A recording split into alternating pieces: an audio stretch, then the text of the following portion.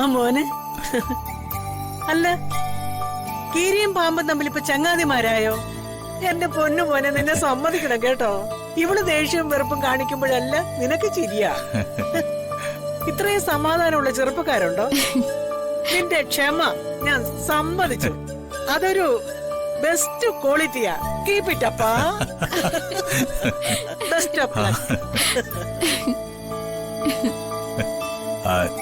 ചിലരുടെ ശത്രുതയെ ചിരിച്ചുകൊണ്ടാ മുത്തശ്ശി ഞാൻ നേരിടുന്നത്. യു നോ, മഹാത്മാഗാന്ധി അങ്ങനെയായിരുന്നെന്നാ കേട്ടിട്ടുള്ളത്. അച്ഛമ്മേ, ജഗന് നല്ല തിരക്കുണ്ട്. അച്ഛൻ ഓരോന്ന് പറഞ്ഞ് ചളാക്കരുത്. Of course.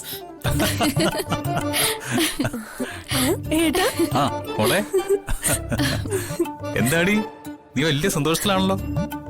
അത് പിന്നെ ഏട്ടനെ കാണുമ്പോ അച്ഛനെയും അമ്മയും ഒരുമിച്ച് കണ്ട സന്തോഷം എനിക്ക്, പ്രത്യേകിച്ചും ഈ ഒരു അവസ്ഥയില്. സന്തോഷിക്കുന്ന നല്ലതാ, പക്ഷെ കൂടുതൽ നടക്കോ ഓടുകയോ ഒന്നും ചെയ്യരുത്. വളരെ കരുതലോടെ ശരീരം സൂക്ഷിക്കണം. ആഹാ, പ്രസവം എടുത്ത് നല്ല പരിചയമുള്ളത് പോലെയാണല്ലോ ജഗൻ സംസാരിക്കുന്നത്. അയ്യോ, ഞാനൊരു കേട്ടറിവ് പറഞ്ഞതാ അമ്മേ. അമ്മ അത് കേട്ടായിരുന്നോ? പിന്നെ 100 ചെവിയല്ലേ ഇവക്ക്? നിങ്ങൾ ഇവിടെ പോയിട്ട് വന്നതാണല്ലോ. എവിടെ പോയതാ?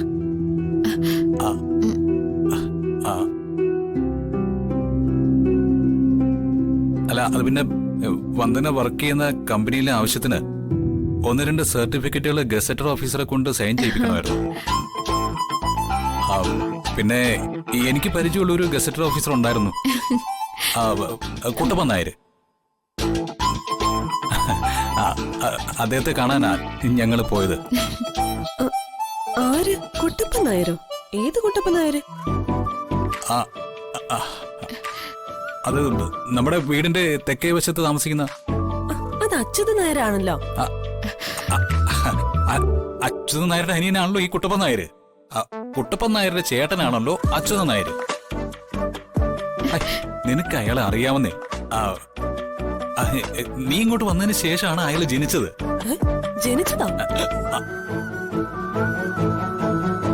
അല്ല, ഗൾഫിൽ നിന്ന് വന്നത്. എന്തെങ്കിലും ആവട്ടെ, നന്നായി. ഈ അവസരത്തില് ചേച്ചിക്കൊരു ജോലി കിട്ടിയതേ വലിയ ആശ്വാസമാ. വലിയ ഉപകാരം ചേട്ടൻ ചെയ്തത്. ഉപകാരങ്ങളല്ലേ ജഗൻ ചെയ്തിട്ടുള്ളൂ. ദേമോളെ കണ്ടുപിടിച്ച് വന്ദനയെ ഏൽപ്പിച്ചില്ലേ?